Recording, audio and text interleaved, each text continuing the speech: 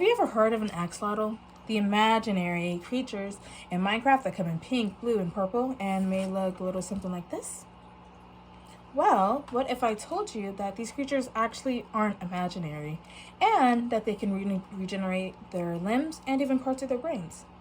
Greetings, my name is Elizabeth Jenkins L, and today I'm here to speak with you about axolotls and their importance in the field of medical science. And you may be wondering, why am I qualified to speak about this topic? Well, I have an axolotl myself.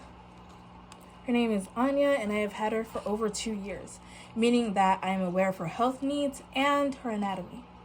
Likewise, I'm an avid Recepticon goer, meaning that I have had the ability to speak with professionals and breeders of the exotic animal. Additionally, I intend to study biochemistry after high school, and I intend to pursue pharmaceutical research after my journey through college. So, according to Access Prosthetics, an article published in 2017, 300 to 500 amputation procedures occur each day, meaning that 185,000 amputations occur each year. Do you know anybody with an amputation? In this speech, you will learn about the importance of axolotls' characteristics, amputations in the general public, and what axolotls have to do with genome editing. So, to start off, what is an axolotl and why is it important?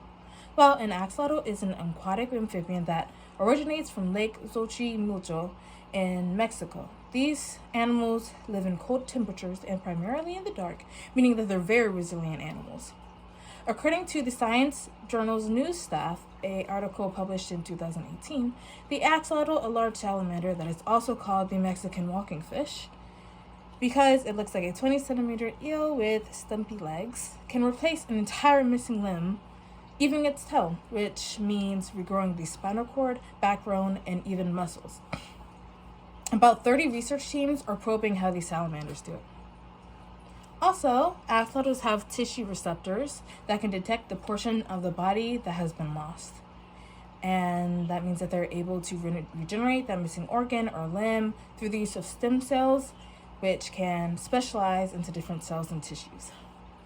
So this brings me to my second point, amputations. Amputations are the loss or removal of a body part. According to Hanger Clinics, a recently published article in 2022, limb loss is more common than you might think.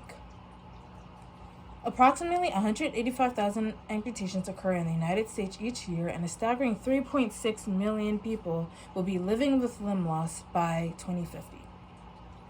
The main causes of limb loss are diabetes, trauma, blood clots, and other blood-related diseases like peripheral vascular disease, which is a disease that affects the blood vessels. Amputation poses as a gateway to depression, mental trauma, discrimination, and possible independence or accessibility issues, unfortunately. Similarly, we reach our third main point, the reason genome editing has an importance in the place of medical science, and what axolotls have to do with it. Genome editing is the process of taking, replacing, or inserting DNA sequences to alter the genetic material of a given organism in hopes of correcting any genetic disorder.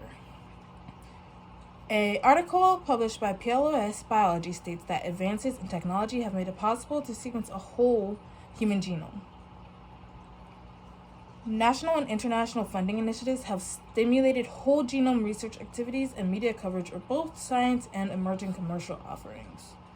So, axolotls possess the genes to regenerate their limbs and the ability to use their stem cells for regeneration. If this quality could be replicated into humans, the world of medical science would change forever.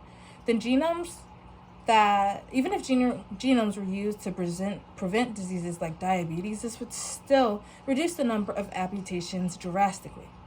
So today, you learned about the characteristics of axolotls, the dire need to learn about amputations made in today's society, and how genome editing can mitigate the effects of amputation needs. So next time when you walk into a toy store and you see a stuffed axolotl squishmallow, just know that these animals are not only cute, but they could change the history of medical science and amputations for the better. If you have any questions, I'd be happy to answer, and thank you so much for listening to my speech.